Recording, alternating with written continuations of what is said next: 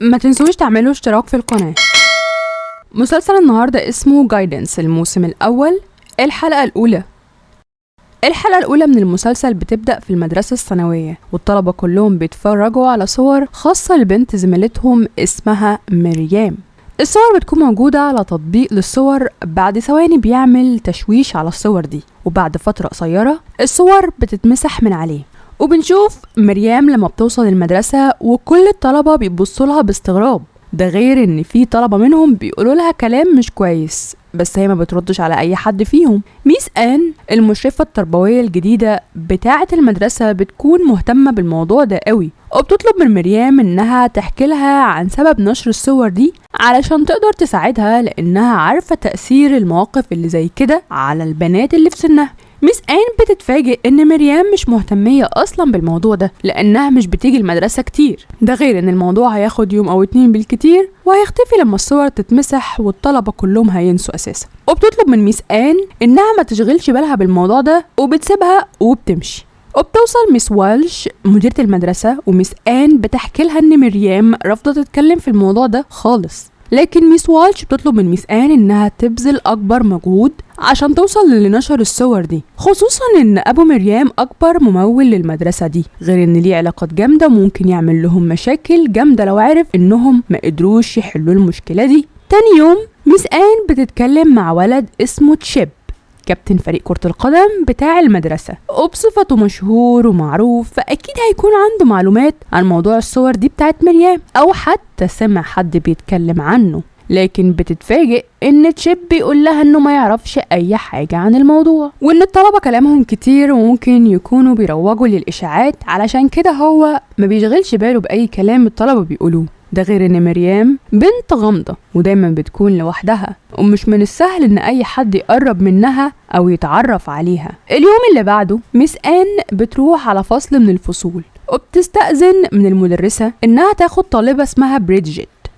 بنت شخصيتها غريبة شوية ودايما متشائمة وليها نظرة سودة عن الدنيا، لكن هي بتكون عارفة ان ميس آن هتكلمها عن موضوع الصور بتاعة مريم عشان هي كانت صاحبتها زمان. بريدجيت بتكون فاكرة ان مريم هي اللي نشرت الصور دي، وبتقول لميس آن انها حرة في نفسها وتقدر تعمل اللي هي عاوزاه من غير ما حد يحاسبها. لكن بتتفاجئ لما ميس آن بتقول لها ان مريم ما نشرتش الصور دي، ده غير انها متضايقة من الموضوع ده ومش عاوزة تتكلم فيه خالص. علشان كده ميس آن عاوزة تعرف منها معلومات عن الموضوع ده، لانها لازم توصل للشخص اللي نشر الصور دي، وبتسألها عن سبب انفصالها عن مريم، خصوصا وانهم كانوا في فصل واحد. بريدجيت بترد عليها وبتقول لها انها حست ان مريم بنت مغرورة، فقررت انها تبعد عنها، وبتطلب من ميس آن انها تتكلم مع مديرة المدرسة علشان توافق على النشاط النسائي اللي هي عاوزة تعمله في المدرسة واللي رفضته السنة اللي فاتت، وفي المقابل هي هتقول لها على معلومات مهمة هتفيدها في التحقيق بتاعها. ميس آن بتوعد بريدجيت انها هتكلم مديرة المدرسة في موضوعها، وبريدجيت بتقول لها ان مريم كانت تعرف ولاد كتير قوي، لكن الوحيد اللي كان ليه تأثير عليها من وجهة نظرها هو ولد اسمه روجر، لانها شافتها وهي معاه وبتبتسم ابتسامة كبيرة، ودي مش من عوايدها. بريدجيت بتحكي ان روجر انطوائي ومهتم بالتعليم والتكنولوجيا، ده غير ان هو اللي اخترع التطبيق اللي اتنشرت عليه الصور بتاعة مريم دي. تاني يوم ميس آن بتقابل روجر وبتعرف منه ان هو فعلا اللي اخترع التطبيق بتاع الصور، وانه عارف موضوع الصور بتاعة مريم، لكن ما يقدرش يوصل لمعلومات عن المستخدمين بتوع التطبيق لان الاعداد بتاعتهم كبيرة قوي، ده غير ان الشروط والخصوصية اللي هو بيعملها بتمنعه من كده. ميس آن بتكون محتارة ومش عارفة تعمل ايه، لانها كده رجعت لنقطة الصفر. بس روجر لما بيخرج من مكتبها بيطلع الموبايل بتاعه وبيقلب في صور بنات كتير. تاني يوم ميس آن بتلاقي بنت اسمها لينس، بتعرفها بنفسها وبتقول لها انها بتعاني من الوحدة وان ملهاش اصحاب كتير بسبب انهم بيقولوا عليها انها متدينة وملتزمة، لكن هو مش ده الموضوع اللي هي جاية عشان تكلمها فيه. هي جاية تتكلم معاها بخصوص الصور بتاعة مريم. ميس آن بتقول لها ان الصور خلاص اتمسحت من على التطبيق والموضوع انتهى، لكن ميس آن بتتفاجئ لما لينز بتوريها الصور اللي لسه ما اتمسحتش من على التطبيق، وبتتفاجئ كمان لما لينز بتقول لها انها تبقى قريبة مريم، وان اهلها بيسافروا كتير وهي بتروح تقعد عند مريم في البيت. وبتحكي لها ان في الفترة دي هي شافت تشيب بيعدي كل يوم بالليل على مريم وبيضرب لها كلاكس من عربيته، وهي بتنزل له وبتركب معاه العربية وبيخرجوا سوا. ميس آن بتخرج من مكتبها وبتشوف الطلبة كلهم وهما بيتفرجوا على الصور بتاعة مريم، وبتشوف مريم وهي بتتفرج على الصور بتاعتها.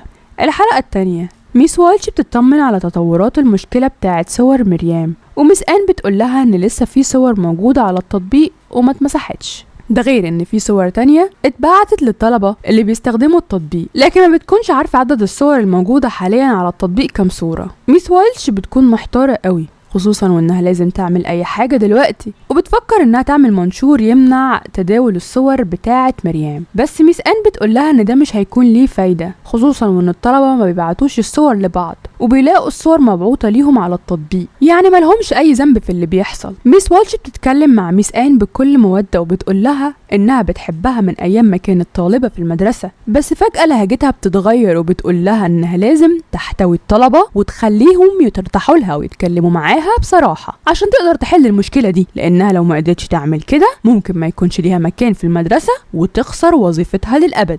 بعدها ميس آن بتتكلم مع مريم اللي بتكون متضايقة من استمرار نشر الصور بتاعتها، وبتقول لها ان المشكلة بتاعتها بقت مشكلة رسمية دلوقتي، خصوصا ان صورها بقت على كل التليفونات اللي في المدرسة. عشان كده هي طلبت المساعدة من المسؤولين عشان يوصلوا للشخص اللي بيقدر يوصل لأرقام تليفونات الطلبة والمدرسين في المدرسة وبيبعت لهم الصور بتاعتها، لأنه لازم توصل للمسؤول عن كل اللي بيحصل ده وياخد عقابه. مريم بتتمنى انهم ينسوا الموضوع ده في الفترة اللي هي هتسافر فيها عشان تعمل تجربة أداء لرقص الباليه في نيويورك. ميس آن بتسألها عن رأي باباها ومامتها في اللي بيحصل ده. مريم بتقول لها ان باباها مسافر في شغل وانها ما تقدرش تقوله على حاجة زي دي وان مامتها ميتة. ميس آن بتسألها عن تشيب وروجر وعلاقتها بيهم. مريم بتقول لها ان ملهاش علاقة خالص بتشيب لانها ما بتحبش تدخل في اي علاقة مع طلبة الثانوية عشان بتحس انهم متهورين ومش مسؤولين، وبتحكي ان روجر كان بيساعدها في دراستها السنة اللي فاتت، بس هي قطعت علاقتها بيه لما لقت تصرفاته بقت غريبة،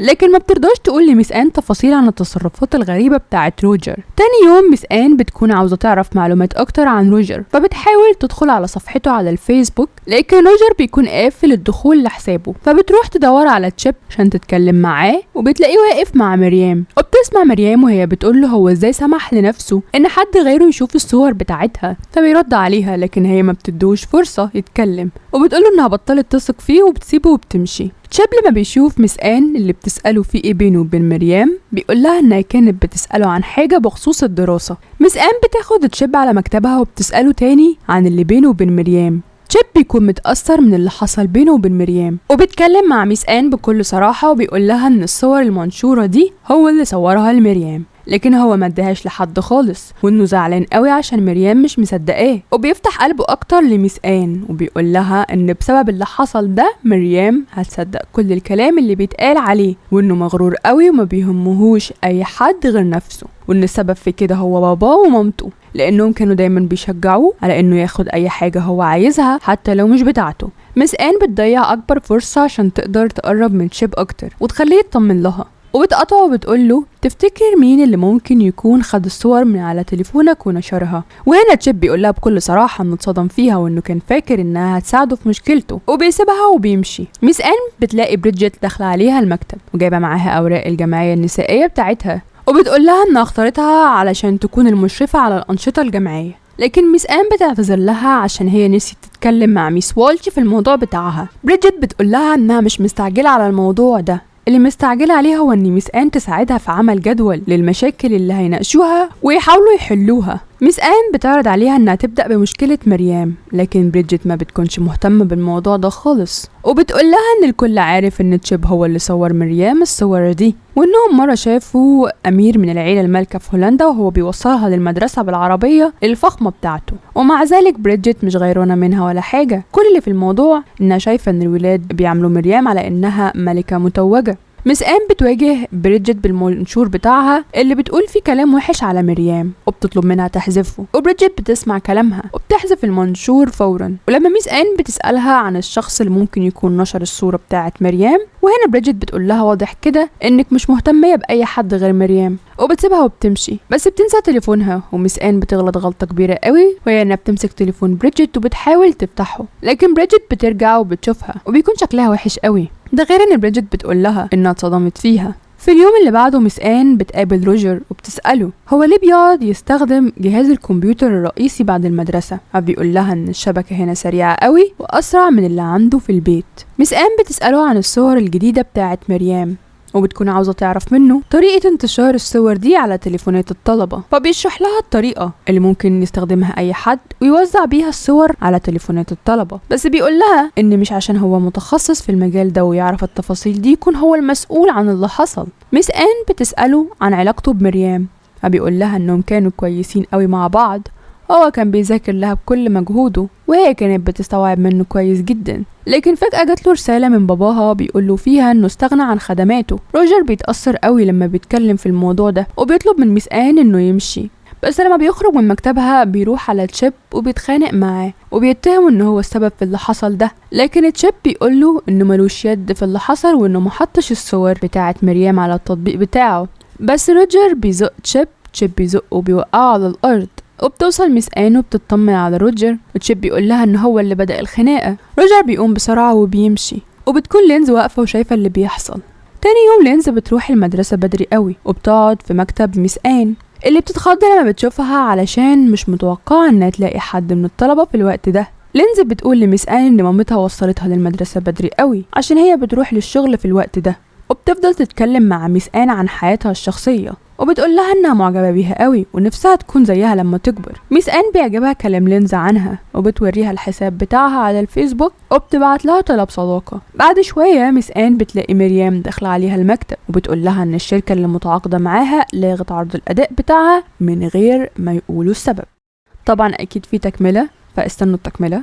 يا رب يكون فيديو المرة دي عجبكم. السلام عليكم.